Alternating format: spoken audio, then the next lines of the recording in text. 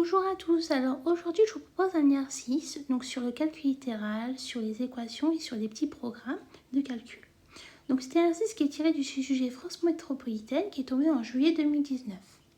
Je t'invite donc à faire cet exercice, donc de mettre la vidéo en pause et lorsque tu auras terminé, de mettre la fonction play afin de pouvoir voir la correction avec les explications. Je suppose que tu as eu le temps de faire cet exercice, donc nous allons corriger cela ensemble. Donc comme tu peux voir, on a deux petits programmes de calcul. Le premier programme, on nous dit de choisir un nombre, de le multiplier par 3 et ensuite d'ajouter 1. Le programme 2, tu choisis un nombre et déjà d'une partie, tu vas soustraire, à partir du nombre que tu auras choisi, tu vas soustraire 1. Et ensuite, pour pareil la deuxième étape, tu vas choisir le nombre, à partir du nombre que tu avais au départ, tu vas ajouter 2. Et ensuite, tu vas multiplier ces deux résultats pour obtenir le résultat final. Alors, la question 1, on nous dit de vérifier que si on choisit 5 comme nombre de départ, le résultat du programme 1 vaut 16. Et pareil pour le programme 2, il faudrait qu'on trouve 28. Donc on va faire ça. On va déjà faire avec le programme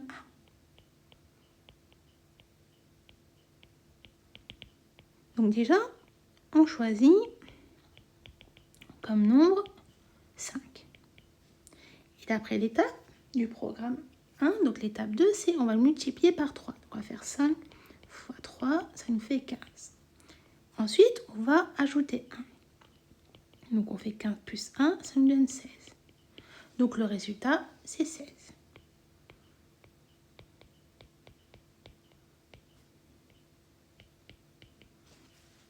On va faire pareil avec le programme 2.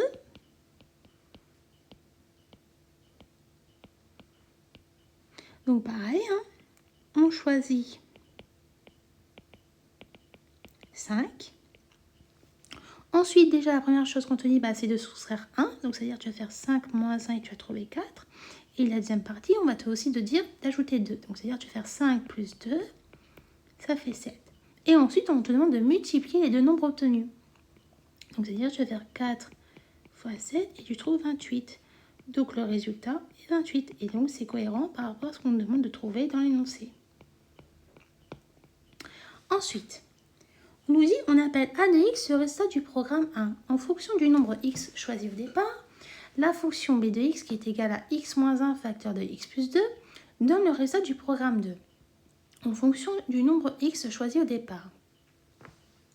Et là, à la question 2a, on nous demande d'exprimer a de x en fonction de x. Donc on va écrire, on note x, le nombre choisi au départ. D'accord? Donc quand tu choisis le nombre au début, donc tu as x, ensuite on te demande de multiplier par 3, et ensuite on te demande d'ajouter 1. Donc tu es d'accord avec moi, ça te fait 3x plus 1. Là, l'expression littérale qu'on vient d'écrire, ça correspond à a de x. Donc là, on a répondu à la question. Ensuite, la question B. On nous dit déterminer le nombre qu'on doit choisir au départ pour obtenir 0 comme résultat du programme 1. Là, ça veut dire quoi? Là, on te demande de résoudre une équation. Donc, on va écrire. On veut donc résoudre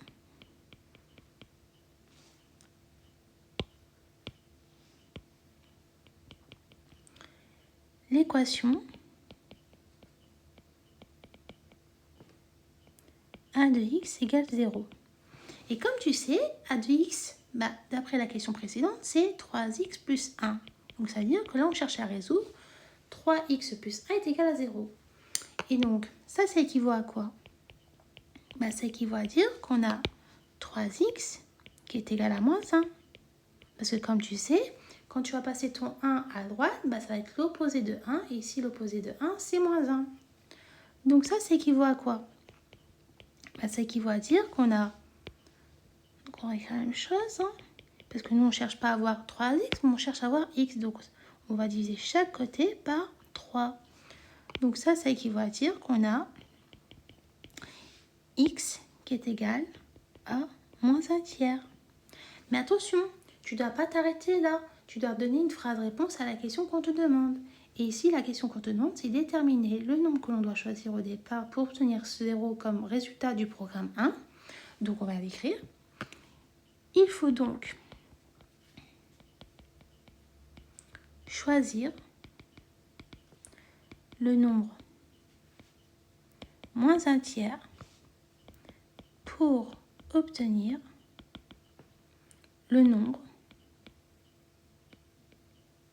0 comme résultat du programme 1. Ensuite, on nous dit quoi? On nous dit à la question 3, développer et réduire l'expression b de x qui est égale à x moins 1 facteur de x plus 2. Donc là, on a b de x qui est égal à x moins 1 facteur de x plus 2. Là, comme tu peux le remarquer ici, c'est une double distributivité qu'on a. Donc, c'est-à-dire qu'on va faire x fois x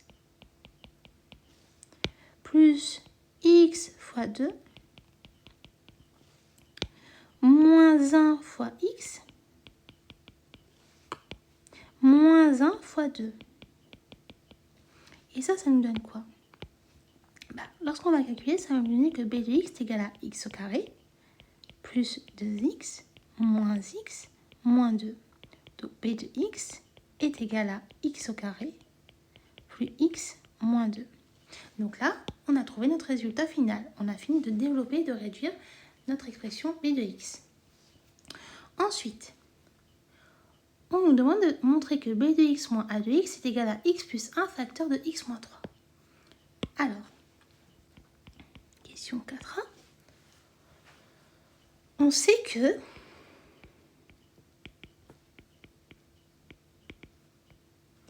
a de x est égal à 3x plus 1, d'après les questions précédentes. Et on sait aussi que b de x, d'après la question précédente, lorsqu'on l'a développé, on a x au carré plus x moins 2. Donc ça veut dire, si on calcule ça, alors b de x moins a de x, c'est égal à x au carré plus x moins 2, moins, entre parenthèses, 3x plus 1, parce que le moins, c'est pour tout ce morceau-là. Nous, on dit moins a de x, donc a de x, c'est 3x plus 1, c'est pas juste 3x. Donc ça va nous donner quoi? Ça va nous donner b de x moins a de x, c'est égal à x au carré plus x moins 2. Mais attention, là, tu as un moins, donc ça va faire moins 3x moins 1. Ce qui nous donne b de x moins a de x est égal à x au carré moins 2x moins 3. Donc là, on a déjà fait cette première partie. Mais attention, on te demande de montrer que b de x moins a de x est égal à x plus 1 facteur de x moins 3. Donc là, on va maintenant calculer x plus 1 facteur de x moins 3. On va faire la double distributivité. Et si on retrouve le même résultat comme on a calculé lorsqu'on a trouvé là pour b de x moins de x, ça va dire qu'ils sont les deux égaux. Donc, là, on a fait la première étape. Or, x plus 1 facteur de x moins 3. Donc, comme je viens de dire, c'est une double distributivité. Donc, ça nous fait x fois x plus x fois moins 3 plus 1 fois x plus 1 fois moins 3. Donc ça, c'est égal à quoi? Eh bien, ça veut dire que x plus 1 facteur de x moins 3 est égal à x au carré moins 3x plus x moins 3. Et lorsqu'on réduit tout ça, ça nous donne x au carré moins 2x moins 3. Et bien, comme tu peux le constater, on retrouve bien le résultat qu'on a trouvé ici, on le retrouve bien pour ici. Donc, ça veut dire quoi? Donc, b de x moins a de x, c'est égal à x plus 1 facteur de x moins 3. Donc là, on a fini de répondre à cette question-là. Ensuite, la question suivante. on nous dit quoi? On nous dit quel nombre doit-on choisir au départ pour le programme 1 et le programme 2 donnent le même résultat. Expliquez la démarche. On sait d'après la question précédente, on sait que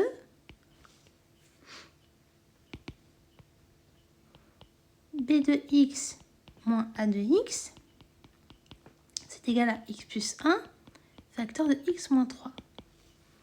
Et là, si on te demande de montrer quel nombre on doit choisir au départ pour que le programme 1 et le programme 2 donnent le même résultat, ça veut dire qu'on cherche quelque chose sous la forme de b de x qui est égal à a de x. Donc là, on cherche à résoudre.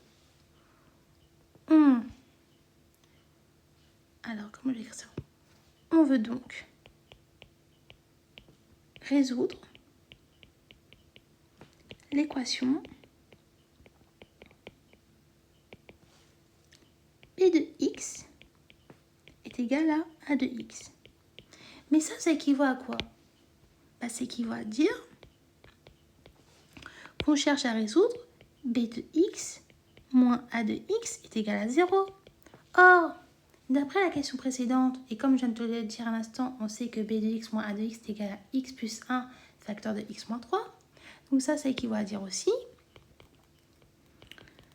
qu'on cherche à résoudre l'équation x plus 1 facteur de x moins 3 qui est égal à 0. Et donc là, tu arrives à une équation de produit. Ça veut dire quoi? Soit x plus 1 est égal à 0, ou soit x moins 3 est égal à 0. Et comme tu sais ici, là, ça équivaut à quoi? Ça équivaut à dire que x est égal à moins 1. Et là, ici, ça équivaut à dire quoi? Que x est égal à 3. Mais attention, on ne peut pas s'arrêter là. Pourquoi? Parce que là, la question, c'est quoi? C'est quel nombre doit-on choisir au départ pour que le programme 1 et le programme 2 donnent le même résultat? Et donc, il faut terminer par une phrase réponse. Donc, on va écrire les seuls nombres permettant au programme 1 et 2 de donner le même résultat sont moins 1 et 3. Donc là, on a expliqué notre démarche parce que notre démarche ici, c'est de résoudre une équation de produit. Et on a terminé par une conclusion, par une phrase réponse. Voilà, donc j'espère que toutes les explications que je viens de te donner sont claires pour toi. Et je te dis donc à bientôt et au revoir.